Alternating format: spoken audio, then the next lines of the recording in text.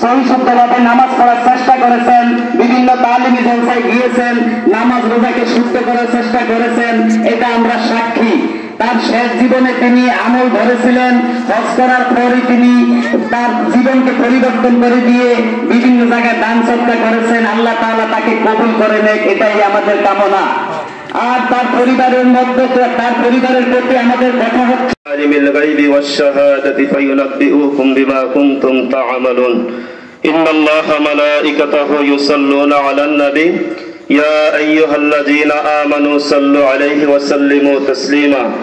আল্লাহুম্মা সাল্লি আলা সাইয়্যিদিনা ওয়া নাবিয়িনা ওয়া শাফিয়িনা ওয়া হাবিবিনা মাওলানা মুহাম্মদ সাল্লাল্লাহু আলাইহি ওয়া আলা আলিহি ওয়া আসহাবিহি ওয়া বারাক ওয়া সাল্লিম। মরহুম আলহাজ সৈয়দ আহমদ পাঠান সাহেবের জানাজা রেখে আজকে তিনি শেষ বিদায়, সকলের ভালোবাসা নিয়ে, দোয়া নিয়ে আজকে তিনি আমাদের মাঝ থেকে বিদায় হয়ে চলে যাচ্ছেন। অতএব কারণে তার মতন আমাদেরকে একদিন যেতে হবে। আমরা তার রূহের মাগফিরাতের জন্য দোয়া করব।